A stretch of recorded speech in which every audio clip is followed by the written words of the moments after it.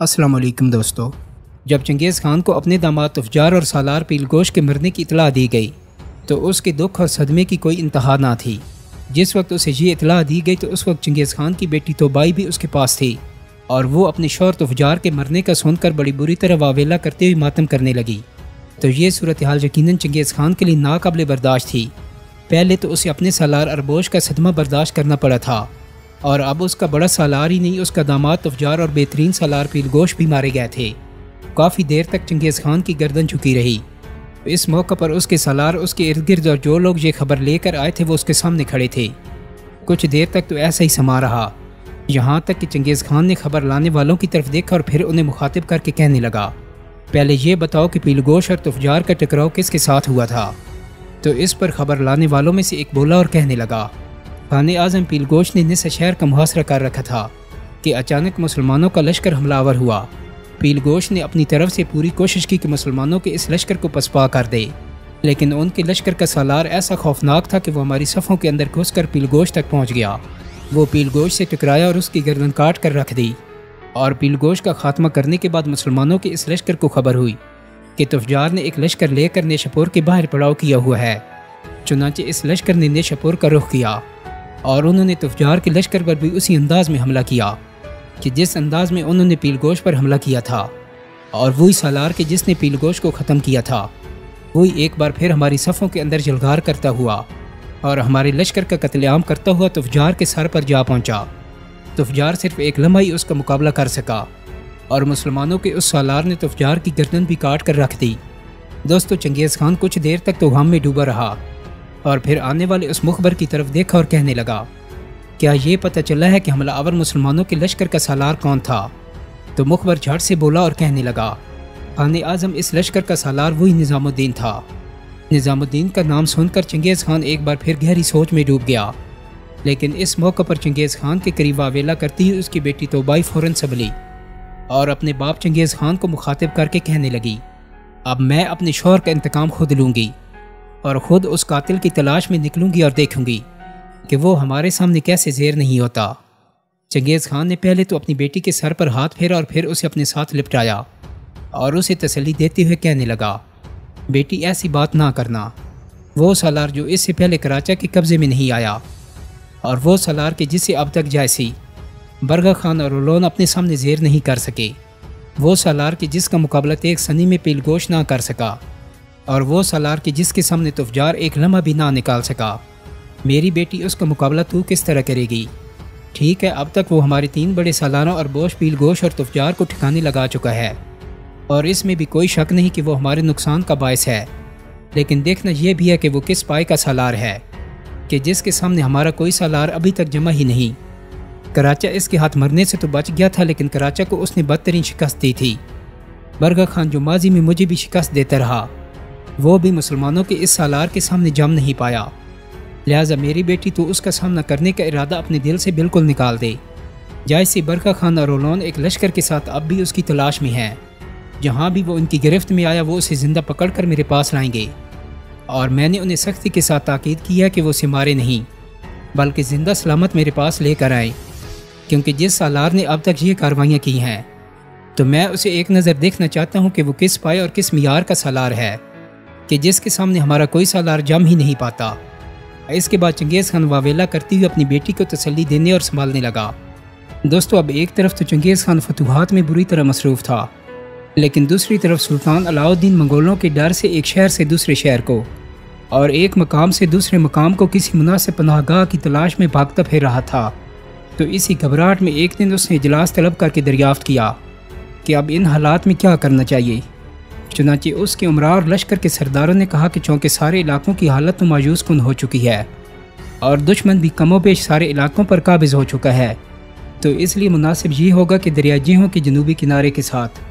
مورچے سنبھال لیے جائیں اور اسے دریا عبور کرنے کا موقع نہ دیا جائے، نیز مزید اتنی فوج بھرتی کر لی جائے کہ دشمن کو ادھر رخ کرنے کی ہمت ہی نہ ہو۔ دوستو، جلال الدین بھی سلطان کے ہم رکاب تھا، تو اس نے بھی سرداران لشکر کی رائے سے اتفاق کیا اور سلطان سے درخواست کی کہ اس محاذ پر دشمن کا ڈٹ کر مقابلہ کرنا چاہیے۔ اگر ایک دفعہ ہمارے پاؤں جام گئے تو کچھ عرصے تک ہم اپنے کھوئے علاقے واپس لینے میں کامیاب بھی ہو جائیں گے، اور سلطان محترم اگر آپ بذات خود یہ زحمت برداشت نہیں کر سکتے تو پھر یوں کریں کہ خود اندرون ملک مزید فوج بھرتی کرنے کے لیے تشریف لے جائیں، لشکر کی کمانداری میرے سپرد کر دیں، اس کے بعد میں جانوں اور منگول جانیں۔ لیکن دوستو سلطان نے کسی مشورے کو نہ مانا، نہ ہی خود مقابلہ کرنا چاہا اور نہ ہی کسی اور کو ایسا کرنے کی اجازت دی۔ آخر بڑے پس پیش کے بعد اس نے ہندوستان جانے اور وہاں پر قسمت آزمانے کا فیصلہ کیا، لیکن ابھی بامشکل بلخ کے مقام پر پہنچا تھا کہ وطن کی محبت نے آگے نہ جانے دیا۔ تو اس موقع پر سلطان کے بیٹے رکن الدین کی طرف سے ایک سالار امیر عماد الملک سوجی نے سلطان کی خدمت میں حاضر ہونا چاہا۔ سلطان نے جب اسے بلایا تو وہ کہنے لگا، مجھے آپ کے بیٹے رکن الدین نے اس مقصد کے لیے آپ کی خدمت میں روانہ کیا ہے کہ میں آپ کو ان کی طرف لے جاؤں، لیکن سلطان نے وہاں جانے سے بھی انکار کر دیا۔ سلطان علاؤ الدین پہلے ہی بڑا پریشان تھا، لیکن جب اس کو منگولوں کے ہاتھوں مزید شہروں کے فتح ہونے کی خبر ملی تو وہ بہت زیادہ پریشان رہنے لگا۔ آخرکار جب اس کا اضطراب حد سے گزر گیا تو اس نے چپ سادھ لی۔ تو اب امراء وزراء اور سالار جس قدر مطالبہ کرتے کہ چنگیز خان کے سامنے خم ٹھونک کر آئیں اور اس سے مقابلہ کریں، تو سلطان اتنا ہی اس کا الٹا اثر لیتا۔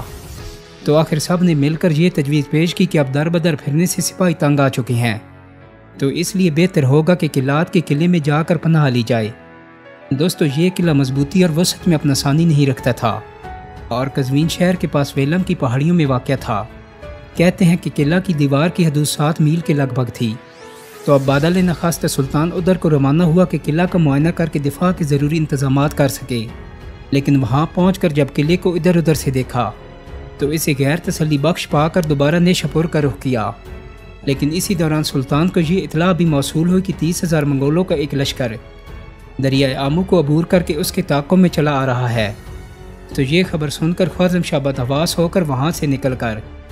رے شہر جا پہنچا اور وہاں سے قزوین کے قلعے میں کہ جو ہمدان اور اصفہان کے درمیان میں واقع تھا وہاں پر جا چھپا۔ اس موقع پر سلطان کا بیٹا رکن الدین بھی 30,000 سپاہی لے کر اس کی مدد کو پہنچ گیا، اور سلطان اور حاکم ہزارہ کو کہ جو منگولوں کے ڈر سے بھاگ کر سلطان کے ساتھ آن ملا تھا بلا کر آئندہ کے لیے لائے عمل کے بارے میں مشورہ طلب کیا۔ تو انہوں نے یہ تجویز کیا کہ اگر شیران کوہ کے قلعے میں محصور ہو کر منگولوں کا مقابلہ کیا جائے تو کامیابی کی توقع کی جا سکتی ہے۔ لیکن جب سلطان نے اس قلعے کا معائنہ کیا تو اس کو بھی غیر تسلی بخش پایا۔ مورخ تاج الدین عمر باستامی روایت کرتا ہے کہ سلطان نے اس موقع پر لوہے کے 10 مضبوط صندوق جو بیش قیمت جواہرات سے بھرے ہوئے تھے حفاظت کے لیے اس کے سپرد کیے، اور وہ یہ سلطانی امانت لے کر اردبان کے قلعے میں جو رے شہر کے نواح میں واقع تھا اور بہت ہی مضبوط شمار ہوتا تھا جا چھپا، اور تب تک وہیں پر چھپا رہا کہ جب تک چنگیز خان نے سلطان کی وفات کے بعد اس قلعے پر حملہ کر کے تمام خزانہ اپنے قبضے میں نہ لے لیا۔ خواجہ شاہ دولت آباد کے مقام پر 20,000 لشکر کے ساتھ پڑاؤ کیے ہوئے تھا کہ بے خبری میں منگولوں نے اس پر حملہ کر دیا۔ تو اس موقع پر سلطان ایسا حواس باختہ ہوا کہ بامشکل چند وفاداروں کے ساتھ جان بچا کر بھاگنے میں کامیاب ہو سکا۔ تو اب پھر اس کے جانثاروں نے یہ تجویز کیا کہ سلطان کو جگتا کے قلعے میں کہ جو پارس اور در کے درمیان واقع ہے محصور ہو کر دشمن کا مقابلہ کرنا چاہیے، لیکن سلطان نے اس تجویز کو بھی مسترد کر دیا۔ دوستو اب حالت یہ تھی کہ سلطان کا اٹھنا بیٹھنا چلنا پھرنا آنا جانا غرض کی ہر حرکت بے مقصد تھی۔ چنانچہ اسی دوران وہ قارون نام کے قلعے کو جو تبرستان اور رے شہر کے درمیان واقع تھا جا رہا تھا کہ منگولوں کے ایک لشکر سے اس کی مٹ بھیڑ ہو گئی۔ ہر چند کے سلطان کے پاس اچھی خاصی فوج تھی اور اگر وہ دل جمی سے لڑتا تو یقیناً فتح یاب ہو جاتا، لیکن معمولی نوک جھونک کے بعد سلطان بھاگ کھڑا ہوا۔ تو اب اس کے ایسا کرنے سے لشکری کیسے اور کیوں لڑتے؟ تو انہوں نے بھی سلطان کی پیروی کی اور راہ فرار اختیار کر لی، لیکن چونکہ منگول سلطان کو نہیں پہچانتے تھے تو اس لیے سلطان کو کوئی غزن نہ پہنچی اور وہ جان بچانے میں کامیاب ہو گیا۔ تو اب سلطان بخیر و عافیت قارون کے قلعے تک پہنچ گیا اور رات وہیں پر بسر کی، لیکن صبح جب بیدار ہوا تو لشکر کو بغداد کی سمت کوچ کرنے کا حکم دیا، کیونکہ اب اسے منگولوں کے حملے کا خدشہ تھا۔ تو سلطان وہاں سے سرجان پہنچا اور سرجہان میں 1 ہفتہ بسر کرنے کے بعد اس نے گیلان کا رخ کیا اور وہاں کے حاکم کے اصرار پر وہاں بھی 1 ہفتہ تک سکونت پذیر رہا۔ لیکن پھر جب اضطراب کا دورہ پڑا تو وہاں سے اسپیدار اور اسپیدار سے مازندران چلا گیا، اگر چونکہ سکون قلب کی دولت سے محروم ہو چکا تھا تو اس لیے کسی مقام پر بھی 2-1 دن سے زیادہ قیام نہیں کر سکا۔ دوستو اس کے علاوہ مازندران کا محل وقوع ایسا تھا کہ وہاں تک منگولوں کی رسائی ہو سکتی تھی۔ علاوہ ازیں سلطان کی گھبراہٹ اور پریشانی کو دیکھ کر لشکر کے سردار بھی دماغی توازن کھو بیٹھے تھے اور سلطان سے زیادہ حساس ہو گئے تھے۔ چنانچہ انہوں نے تجویز کیا کہ جب تک حالات پوری طرح سازگار نہیں ہوتے تو اس وقت تک یہی بہتر ہوگا کہ بحر خزر کے متعدد جزائر میں سے ایک محفوظ ترین جزیرے میں پناہ لی جائے۔ تو چونکہ سلطان منگولوں کے ڈر سے از حد پریشان تھا تو اس لیے اس مشورے کو فوراً قبول کر لیا، لیکن وہاں پہنچا ہی تھا کہ قرب و جوار میں سلطان کی آمد کی خبر پھیل گئی، اور جس خبر کو عوام سے مخفی رکھنا چاہیے تھا اس کا ڈنکا ہر طرف بجنے لگا۔ تو اب جب منگول لشکروں کو سلطان کے زندہ گرفتار ہونے کی امید نہ رہی اور وہ مایوس ہو گئے تو انہوں نے اعلان اور قارون کے درمیان محاصرہ کر لیا۔ تو یہاں پر سلطان کی بیگمات شہزادے اور شہزادیاں پناہ لیے ہوئے تھے۔ تو معمولی مزاحمت کے بعد یہ قلعہ فتح ہو گیا اور تمام شہزادے اور شہزادیوں کو گرفتار کر لیا گیا، مرد اور لڑکے قتل کر دیے گئے،